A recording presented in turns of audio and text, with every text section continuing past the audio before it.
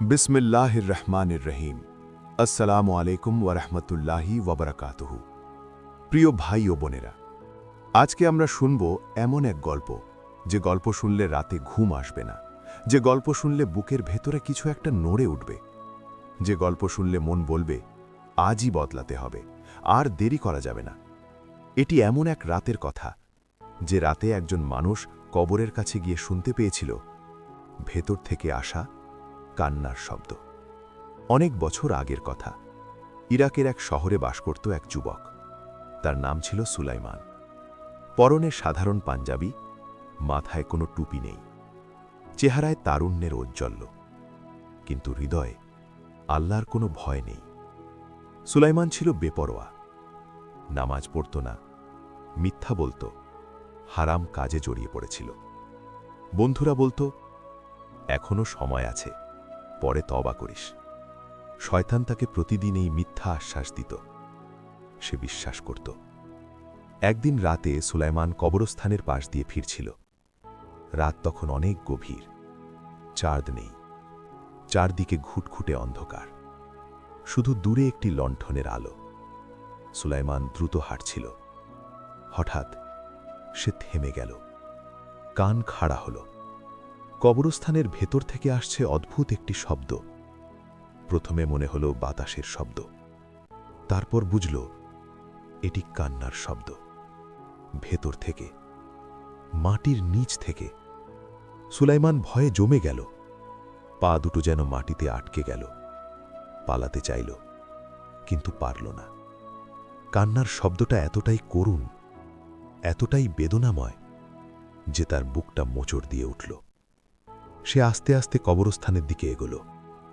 লোহার গেট ঠেলে ভেতরে ঢুকল।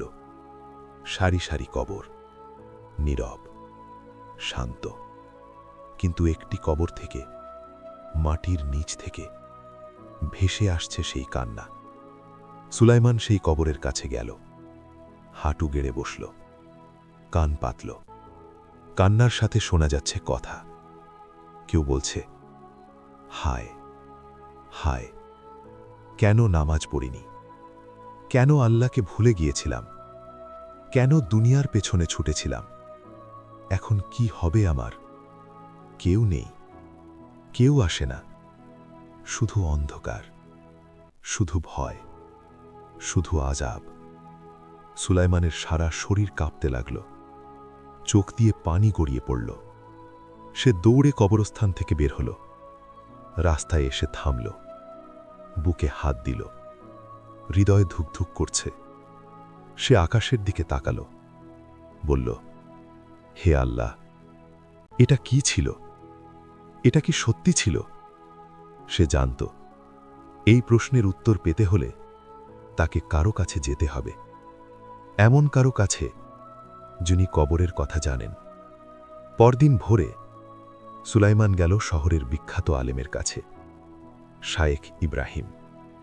লম্বা সাদা জুব্বা, মাথায় সবুজ পাগড়ি, বুক পর্যন্ত সাদা দাড়ি, চেহারায় এমন গাম্ভীর্য যা দেখলে মনে হয় এই মানুষটি শুধু আল্লাহকেই ভয় করেন।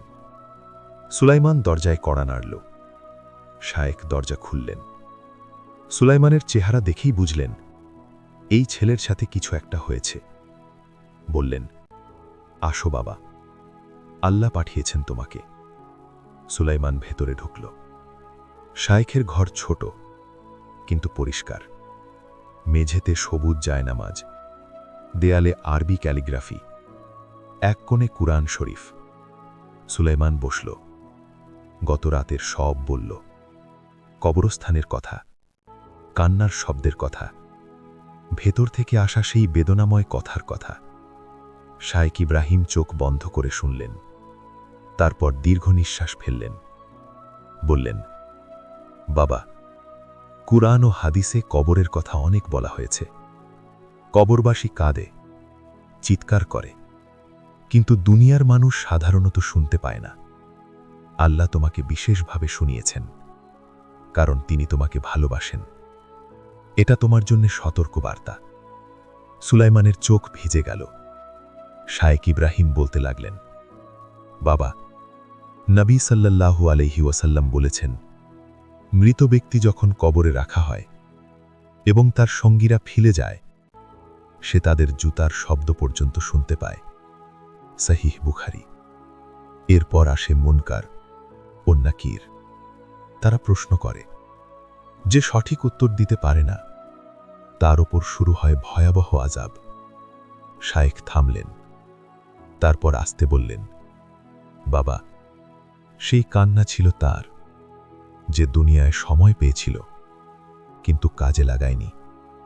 এখন সে কাঁদছে, কিন্তু কান্না কোনো কাজে আসছে না, কারণ সুযোগ শেষ। সুলাইমান মাথায় হাত দিল, ফুপিয়ে কাঁদতে লাগল। শায়েখ ইব্রাহিম উঠলেন, এক গ্লাস পানি এনে সুলাইমানের হাতে দিলেন, বললেন, বাবা, কাঁদো। এই কান্না ভালো, এই কান্না আল্লাহর কাছে মূল্যবান, কিন্তু শুধু কাঁদলেই হবে না, বদলাতে হবে এখনই, কারণ তুমি জানো না আগামীকাল তোমার আছে কিনা। সুলাইমান চোখ মুছল, বলল, শায়েখ, আমি কি করব? শায়েখ হাসলেন, বললেন, এই প্রশ্নটাই আল্লাহ তোমার মুখ থেকে শুনতে চাইছিলেন। শায়েখ ইব্রাহিম বললেন, প্রথম কাজ এখনই তওবা। আল্লাহর দরবারে হাত তোলো, বলো, হে আল্লাহ, আমি পাপী, আমাকে মাফ করো। আল্লাহ বলেছেন, হে আমার বান্দারা, নিরাশ হয়ো না, আমি সমস্ত গুনাহ মাফ করি।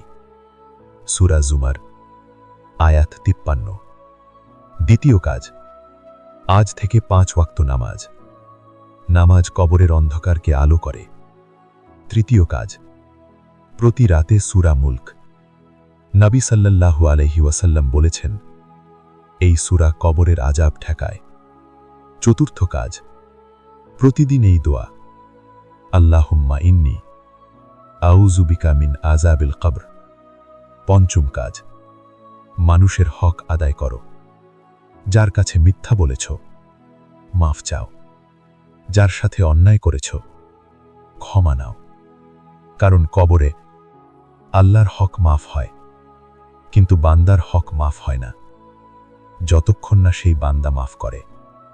সুলাইমান প্রতিটি কথা মনে মনে গেঁথে নিল। শায়েখ ইব্রাহিম আরো বললেন, বাবা, একটি কথা মনে রেখো, কবরে 3টি জিনিস মানুষের সাথে যায়। নবী সাল্লাল্লাহু আলাইহি ওয়াসাল্লাম বলেছেন, মৃত ব্যক্তির সাথে 3টি জিনিস যায়, পরিবার, সম্পদ এবং আমল। পরিবার ও সম্পদ ফিরে আসে, শুধু আমল থাকে। সহিহ বুখারী। তাই দুনিয়ায় যা রেখে যাবে সেটা নয়, কবরে যা নিয়ে যাবে সেটাই আসল সম্পদ। সেই সম্পদ হলো নেক আমল, নামাজ, রোজা, দান, সদাচার। এগুলোই তোমার সাথে থাকবে, এগুলোই তোমার কবরকে আলো করবে। সুলাইমানের মুখে কোনো কথা নেই, শুধু চোখ দিয়ে পানি পড়ছে। সেদিন মাদ্রাসা থেকে বের হয়ে সুলাইমান সোজা গেল মসজিদে। পরিষ্কার সাদা পাঞ্জাবি পরল, মাথায় সাদা টুপি দিল, ওযু করল, জায়নামাজে দাঁড়ালো, নামাজ পড়ল, সিজদায় গিয়ে কাঁদল, বলল, হে আল্লাহ, গত রাতে আমাকে যা শুনিয়েছ সেই কান্না যেন আমার কবর থেকে না আসে। আমার কবরকে জান্নাতের বাগান বানাও, আমাকে ক্ষমা করো, আমাকে হেদায়েত দাও। আমিন ইয়া রাব্বাল আলামিন। সেদিন রাতে সুলাইমান আবার কবরস্থানের পাশ দিয়ে গেল। এবার ভয় নয়, সে দাঁড়ালো, কান পাতল। এবার কোনো কান্নার শব্দ নেই, শুধু নীরবতা। কিন্তু সেই নীরবতায় সে একটা কথা শুনতে পেল, নিজের হৃদয় থেকে। সুলাইমান, তুমি বদলেছ, এখন আর দেরি করো না। প্রতিটি নামাজ পড়ো, প্রতিটি দিন আল্লাহকে মনে রাখো, যেন তোমার কবর হয় আলোর কবর। সুলাইমান আকাশের দিকে তাকালো, বলল, ইনশাআল্লাহ। প্রিয় ভাই ও বোনেরা, এই গল্প কি শুধু সুলাইমানের? না, এই গল্প আমার, এই গল্প আপনার। আমরা সবাই প্রতিদিন কবরের কাছ থেকে হেঁটে যাচ্ছি।